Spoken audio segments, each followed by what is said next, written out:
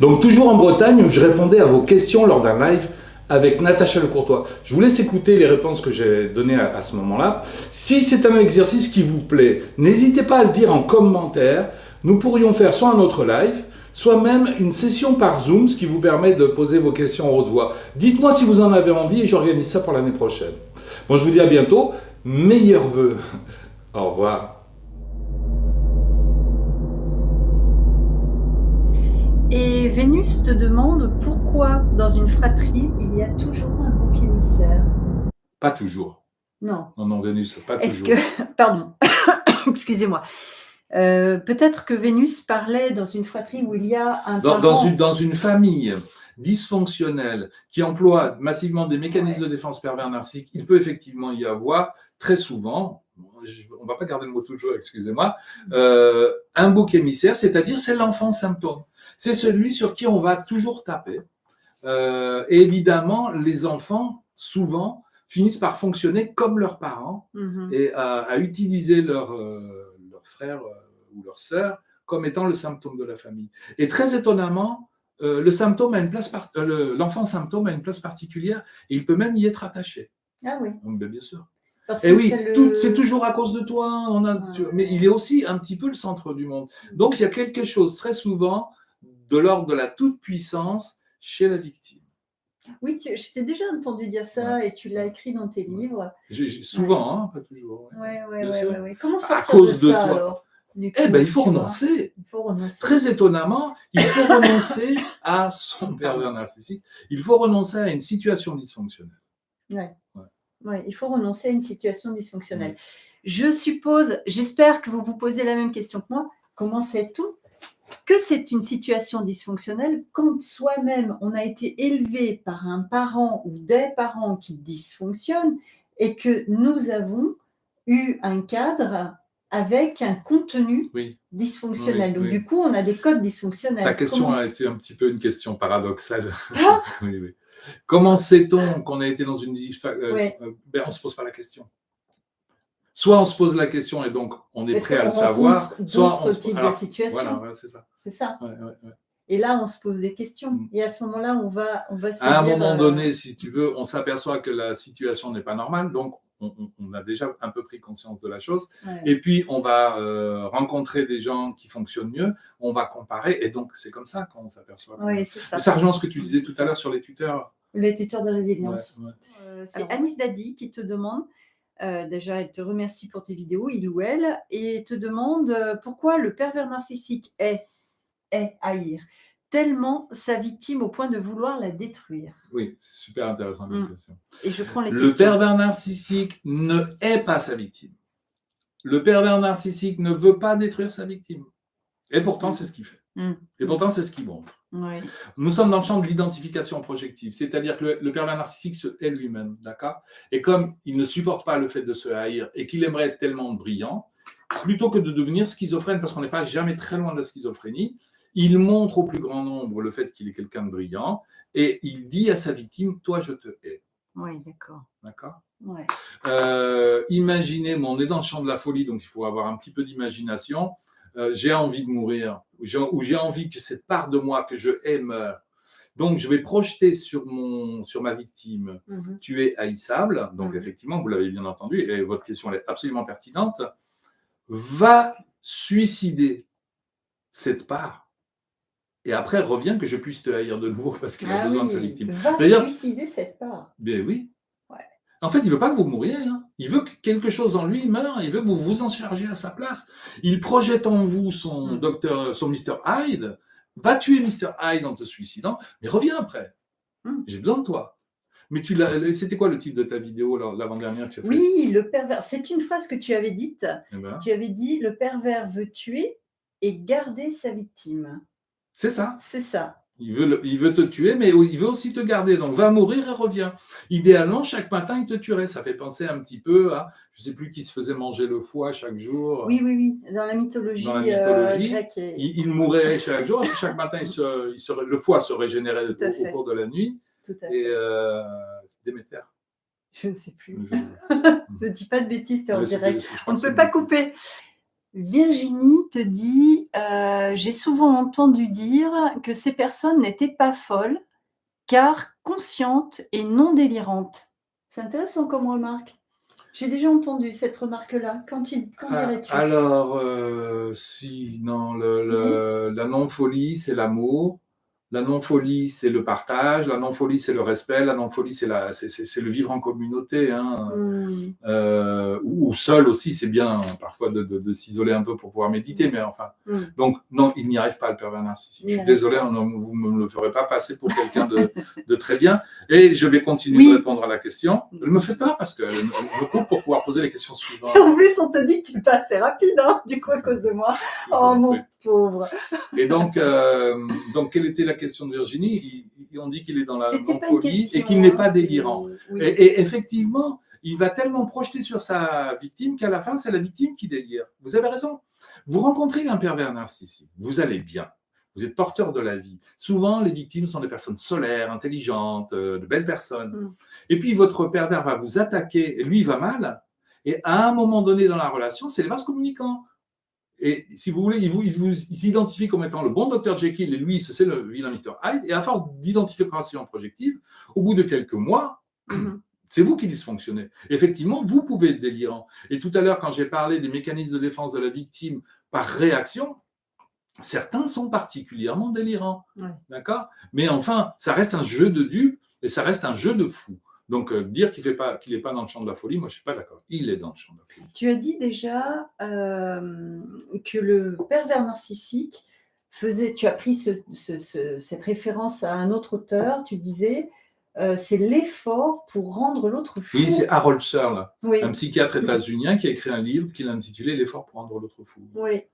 Donc, on est quand même dans le champ de la folie, là. Parce que pour vouloir rendre l'autre fou, c'est que c'est pas tout à fait net. Et c'est vouloir le rendre fou à notre place. Oui. Tout à l'heure encore, je n'avais pas répondu jusqu'à la fin à la question. Comment est-ce qu'on s'en sort? On renonce étonnamment. Comment est-ce qu'on fait pour être heureux?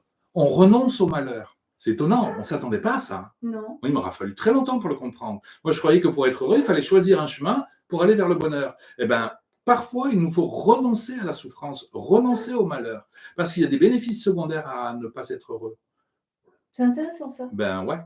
Tu peux en dire plus? Ben, j'en ai déjà dit beaucoup.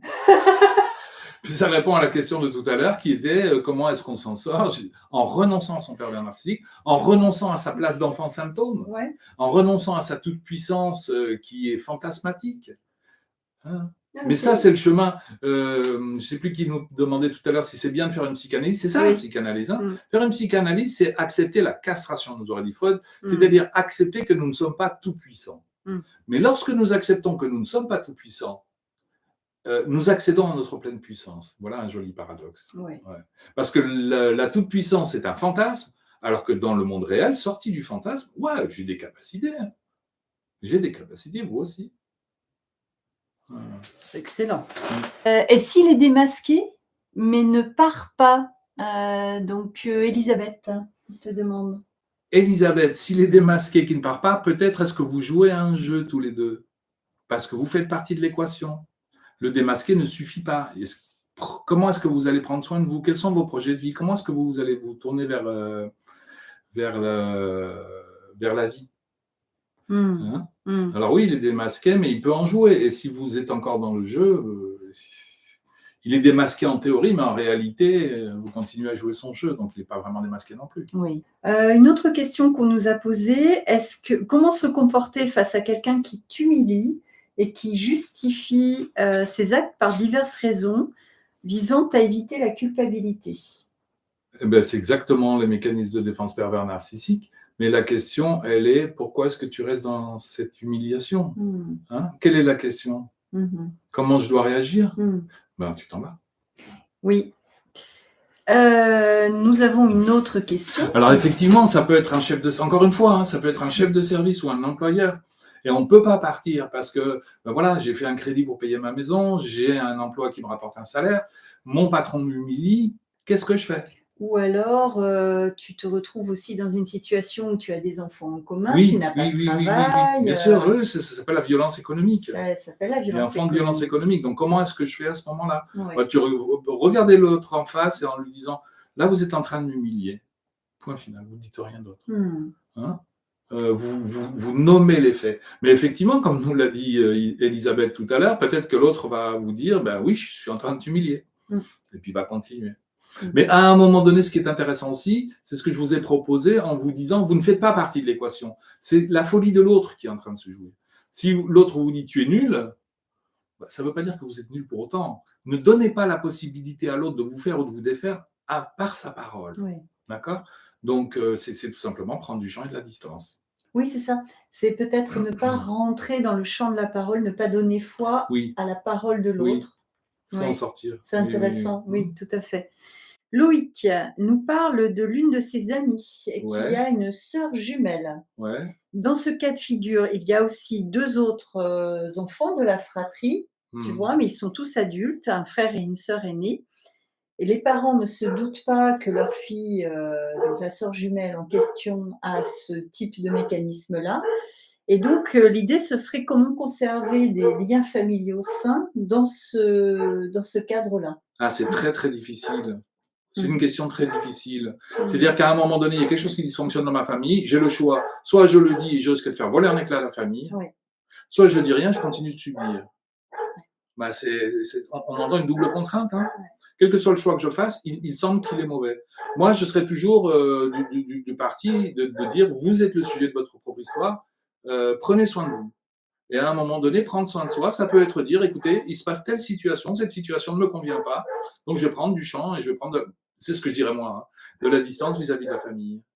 Mais je sais qu'il y a des personnes qui ne le peuvent pas, qui n'y arrivent pas, pour qui la famille est tellement importante. De toute façon, une famille, c'est fait pour être quittée. Hein. Ouais. Alors, on la quitte plus ou moins, bien sûr, mais on n'a plus les mêmes rapports à nos parents aujourd'hui qu'on avait quand on avait 2 ans. Alors il y a là derrière aussi, ce qui est intéressant, c'est une angoisse d'abandon. Il faut comprendre que l'abandon, tout est impermanent dans notre vie. Donc tout ce que nous possédons, nous le perdrons de toute façon. D'accord ? Donc forcément, l'abandon, on y est confronté tout au long de notre vie. Et ça n'est pas une mauvaise nouvelle, parce que c'était bien aussi de quitter ses parents, de se tourner vers une vie plus sociale. Mais le petit enfant, tout petit enfant, angoisse d'abandon rime pour lui avec mort. Et j'ai rencontré des personnes qui me disent, si l'autre me quitte, je pense que je vais mourir. Non, non, non. Si l'autre vous quitte, vous irez d'autant mieux. Alors, il y a des petits moments d'angoisse, hein, vous allez devoir les traverser, vous allez traverser votre forêt sombre, mais derrière, vous allez vous tourner vers la vie et être beaucoup plus heureux. Donc, c'est une bonne nouvelle. Et je l'écris quelque part et je le répète un petit peu en boucle, tout abandon est forcément une bonne nouvelle. Parce que celui qui m'abandonne, ça aurait été vraiment dommage qu'il reste. Et quand on a travaillé ensemble pour l'article, sur cette histoire d'abandon, on a vu que l'abandon, ça tient à un abandon quand même de petit. Donc là, ça va, quand tu ressens en tant que victime de l'abandon ou en tant que pervers, ça va aller chercher en soi des choses vraiment difficiles et douloureuses, très archaïques. Oui. Et les gens n'ont pas forcément la force de supporter cet abandon-là. Oui.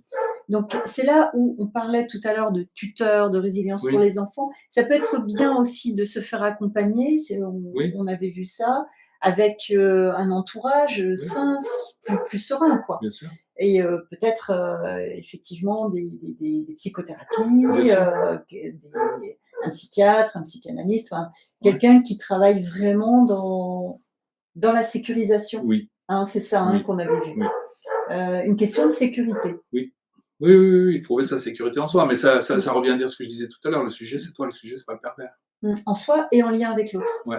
La sécurité, elle est intéressante pour la question de Delphi Bleu Blanche, qui dit que les pervers narcissiques n'existent pas et qu'il n'y a que des psychopathes. On est encore dans une histoire d'insécurité, puisque quand même les psychopathes et les pervers nous font vivre ça. Alors, il n'y a que des pervers narcissiques ou des... Il n'y a que des psychopathes et pas de pervers narcissiques. C'est pas une question forcément très intéressante, puisque là, on part dans la dialectique. Effectivement, en anglais, peut-être que la personne est d'origine anglaise. En anglais, il n'existe qu'un mot psychopathe. Et quand on utilise le mot pervers, c'est forcément sexuel. D'accord ? Après, il existe des néologismes, et nous, en psychanalyse, ce mot a été inventé récemment, pervers narcissique. C'est un mot qui n'existait pas.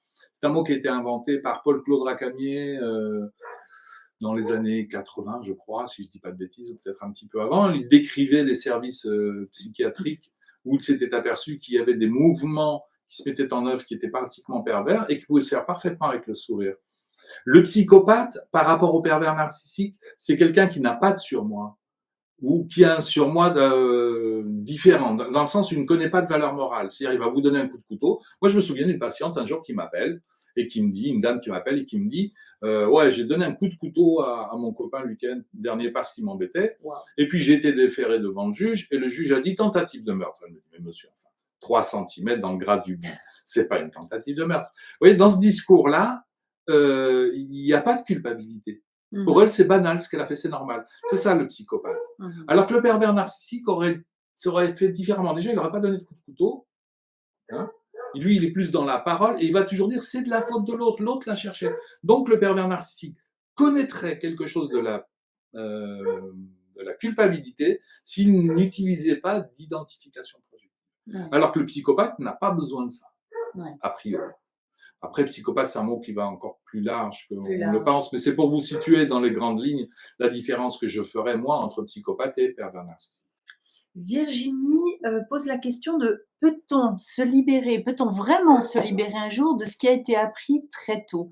Même avec la conscience de ce qui s'est joué, je ne suis plus attirée par le PN, mais je ne connais rien d'autre et crée plus de relations. Vous préférez rester toute seule que de prendre le risque de rencontrer un pervers.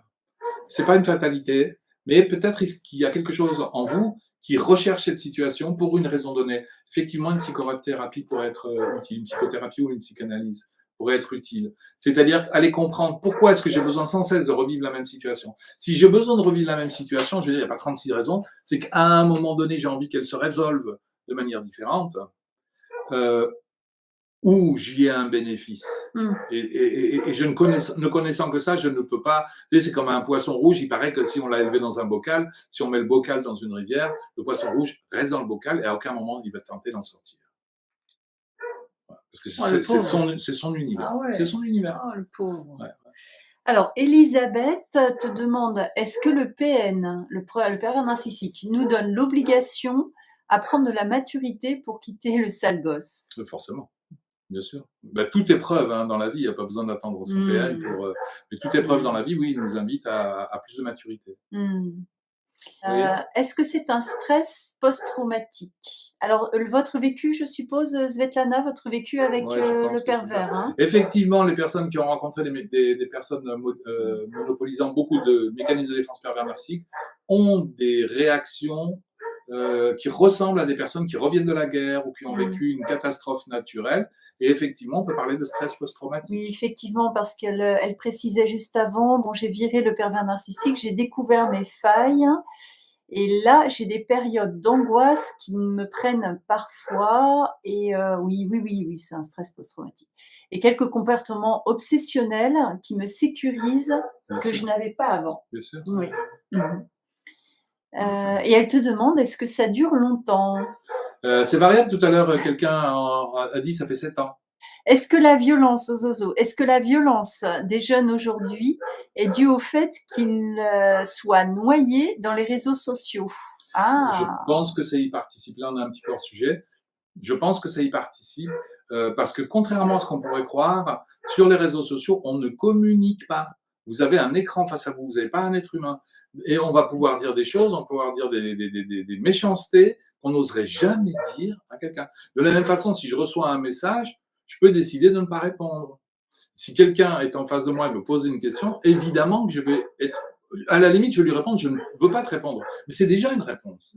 Tu vois ? Alors que sur les réseaux sociaux, on peut ne pas répondre du tout. Donc, on a un rapport à l'autre qui n'est pas un rapport à l'autre, en fait, qui est un rapport à son ordinateur ou à son téléphone. Oui. Donc ça participe énormément du mal-être actuel. Ouais, quand nous aurons terminé cette vidéo, jetez vos ordinateurs. Oh bah non, on ne pourrait plus, monsieur. Bon. Comment le pervers, Elisabeth, comment le pervers est devenu tout cassé? Bon, vous le savez.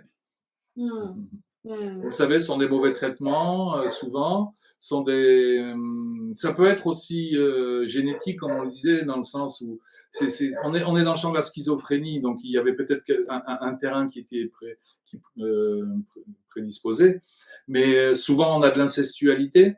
Quand c'est pas de l'inceste dans la famille, l'enfant a mis à une place qui est totalement anormale, soit surévaluée, soit à l'inverse sous-évaluée. Un père absent, oui, c'est important de le dire ça. La fonction paternelle existe de plus en plus difficilement dans notre société.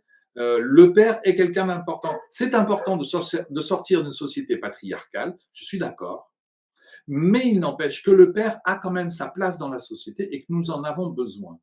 Pourquoi est-ce qu'un père n'est pas entendu? Il me vient deux idées à l'esprit. Soit il ne parle pas assez, c'est le père absent, si vous voulez, phallo, avec un F, F-A-2-L-O-T. Soit à l'inverse, parce qu'il parle trop, il crie. Et donc l'enfant n'est pas dans j'écoute mon père, mais dans le sens je suis dans la survie. Ouais. Un papa qui dit ce que tu as fait là n'est pas bien, l'enfant se demande comment est-ce que je pourrais corriger mon attitude pour plaire à mon père. D'accord? Mais un père qui va se mettre à hurler à chaque instant pour une raison ou pour une autre, au bout d'un moment, l'enfant se dit comment je vais faire pour survivre. Donc le père, il est presque gommé, il devient un objet, si tu veux, dangereux, mais pas un papa. Ouais. D'accord? Ouais. Tu m'avais parlé pour l'article aussi de l'insécurité que pouvait ressentir l'enfant Bien face sûr. à un amour conditionnel. Oui. Parce que l'amour inconditionnel pour son enfant, il est… Moi, je crois que pour nos enfants, il y a les deux. Hein. Il y a l'amour inconditionnel parce qu'on est son parent et on restera son parent, mais quand il nous fait chier, il nous fait chier. Mais c'est pas de la… Et à ce moment-là, on l'aime plus, on lui dit il me casse mon truc. Va jouer dans la cour. Non, c'est très insécurisant l'amour conditionnel. Tu te souviens, on avait parlé de cet amour de base. Oui, mais ça dépend à quel âge, de quel âge on parle aussi. Hein. Ah ben ça, c'est ton job. Hein. Oui, c'est ça. Oui, mais à un moment donné, je pense à un moment donné, quand ils commencent à être un peu plus grands, dire aux enfants, bah, moi, quand vous criez, je vous aime pas et je préfère que vous soyez dans votre chambre. Voilà. Ben ouais. Vous apprenez. L'amour inconditionnel, il existe évidemment, nos enfants les aimera toujours, mais l'amour inconditionnel, il est, c'est comme le courant alternatif. Il y a des moments, il nous agace et c'est normal et c'est pas grave. Oui, on avait évoqué autre chose en fait. Là, tu parles de l'émotion du parent face à un moment où l'enfant va, par exemple, se comporter d'une certaine manière. T'es un petit peu agacé, tu lui dis hey, oh, ça suffit maintenant. Mais on avait vu qu'il était insécurisant d'avoir en fait un parent qui fait sentir à son enfant qu'il n'est aimé, voilà, que s'il agit d'une certaine façon. Mais c'est surtout quand l'enfant est petit. Là, on parle d'avant 6 ans. Je crois que l'enfant a besoin d'un amour inconditionnel pendant les premiers temps. Voilà. Mais tu sais, quand tu fais des gros yeux comme ça, que tu dis à ton enfant, je suis pas content, tu lui montres que à ce moment-là, c'est comme si tu n'avais pas d'amour. Et l'enfant, il a peur de quoi? Il n'a pas peur de l'éventuel fessé, comme on aurait pu le croire. Il a peur de la perte d'amour de son parent, qui serait synonyme d'abandon. Et c'est l'angoisse d'abandon qui nous fait grandir au début. Et ça, de l'âge de 1 an et demi, 2 ans jusqu'à tard. Hein. Oui, l'angoisse d'abandon, c'est ça. Ouais. Donc en fait, l'enfant va continuellement chercher à plaire aux parents et il ne sait pas. Et donc il entre dans ce mécanisme de séduction. Bien sûr. Mais forcément que tu es d'accord, puisque j'ai écrit mon article. Mais j'ai écrit mon article. C'est dans Infinité numéro 4, ça, sur l'enfant. C'était Zozozo. C'était Zozozo. Je vous entends souvent parler de schizophrénie concernant le pervers narcissique. Je ne suis pas certaine de bien comprendre. Oui, c'est normal. À l'occasion, si vous pouvez faire une vidéo qui l'explique. D'accord. Ça serait intéressant. Oui, bien sûr. Oui. La différence entre pervers narcissique et schizophrène, c'est que le schizophrène, si vous voulez, le mécanisme central, c'est le déni. C'est-à-dire, chez le pervers narcissique, le déni fonctionne très bien. Hein, je t'ai fait du mal, oui, mais tu l'avais cherché. Et donc là, il n'y a aucune culpabilité ni quoi que ce soit. Chez le schizophrène, et même pas que chez le schizophrène, d'ailleurs, chez le borderline aussi, le déni, il ne tient pas. Il ne tient pas, et à un moment donné, la personne pourrait vous faire du mal, par exemple, mais si vous lui dites « tu m'as fait mal », l'autre va régresser et retourner sans doute dans sa schizophrénie. Ah ouais. Enfin bon, la grosse différence, si tu veux, c'est le noyau dur de la perversion narcissique, c'est le déni. C'est le déni. Le déni qui est vraiment inébranlable. Déni, dénégation. Fou, hein. Oui, je me souviens dans l'autre vidéo qu'on avait faite ensemble, la première interview, je t'avais demandé si on mettait le pervers face à ce qu'il fait. Tu avais dit, non, Ça ne marchera pas. Ça marchera Ça pas. marchera pas. Ouais. Mais c'est pas d'un Quelle papa dont nous éducation. avons besoin, c'est d'une fonction paternelle. Hein. Moi, j'ai vu des cas où la maman est plutôt dirigiste, est plutôt paternelle, et le papa est plus tendre et plutôt maternant. Ça marche très bien. Ça marche très Ça bien. marche très bien. L'enfant prend ses Oui, repères. oui, oui, oui, comme tu de disais. toute Ouais, façon. ouais, parce que moi, je suis un vieux. Mais aujourd'hui, maman peut très bien avoir une amie Mhm. et qui va prendre le rôle du père. Oui. Ça peut tout à fait. fonctionner, hein, oui, oui, bien sûr. Si le père, imaginez que le père meurt à la naissance de l'enfant, ça arrive ça aussi, hein, Mhm. ou peu de temps après, mais il y aura peut-être un grand-père, un oncle, une tante, un cousin qui va prendre cette place-là. C'est de la fonction paternelle dont nous avons besoin. En tout cas, avec ce travail que j'ai fait avec toi et aussi avec le docteur Bruno Dubos, qui est psychiatre, on avait vu ensemble que c'est fortement une question de sécurité et d'angoisse d'abandon. Tu Oui. as beaucoup insisté sur l'angoisse d'abandon, Oui, oui, et je non, crois non. qu'il s'agit de ça en Oui, fait. c'est central. Ouais. Ouais, c'est central. Chez le père et chez sa victime. Vous êtes trop drôle. Merci Zozozo. Oui, j'ai un peu cafouillé, hein. Alors, un parent qui fait des injonctions paradoxales, c'est terrible. Ça fait un réel dysfonctionnel pour reconnaître le mal et le bien. Oui, oui, oui, oui, oui. C'est vrai qu'il y a une question de connu là-dedans. On est complémentaires, nous dit Virginie. C'est agréable. Merci Virginie. C'est fou. Mais moi, j'ai cet exemple que j'ai donné assez souvent d'une dame qui monte dans la voiture de son mari. Ouais. Le mari fait une marche arrière et il emboutit la voiture de sa femme. Immédiatement, il se retourne vers elle en disant « Mais tu te gares jamais à cet endroit-là. Ah oui, c'est de sa faute. » C'est de sa faute. Ah C'est bah ça. oui. Alors, évidemment, il n'y a pas le déni de l'accident. On n'est pas dans la schizophrénie, Ouais. dans le sens où il n'y a pas le déni de l'accident, mais il y a le déni de sa responsabilité et puis de ce que peut ressentir son épouse d'être mise en accusation. Mais ce qui est intéressant, c'est que la personne qui m'avait donné cet exemple, donc l'épouse, elle continue en me disant « Mais vous savez, monsieur, je me gare toujours au même endroit. » C'est-à-dire qu'elle se justifiait. Il y a donc des mécanismes de défense de certaines victimes qui viennent alimenter un petit peu ça. Oui, tout à fait. Hein, c'est-à-dire qu'elles rentrent dans le jeu. Ouais. Tout à fait. Mm-hmm. Eh bien, je crois que ça va être la dernière question. Et oui. Si tu le veux bien, on va on arrêter ce live d'autres. qui était très intéressant. On a débordé un petit peu parce qu'on a commencé tard. Tu as appris à te servir de ton ordinateur. Maintenant, vilain. si un jour Moi, je dis vilain. Et le chien s'est tué. Hein. Mais justement, il s'arrête à la fin, je te l'ai dit. C'est un chien pervers. Mais diagnostiqué par le grand Jean-Charles Bouchot. Le grand vétérinaire. Spécialiste des pervers narcissiques canins. Voilà. Merci à vous d'avoir été là, présents au rendez-vous. Vos questions étaient très, très, très intéressantes. Et puis, on mettra ce live, du coup... Eh bien, du coup... mais il y est déjà en live. Non, je voulais dire Non, mais laissez. en vidéo. Merci, à bientôt. Au revoir. Au revoir.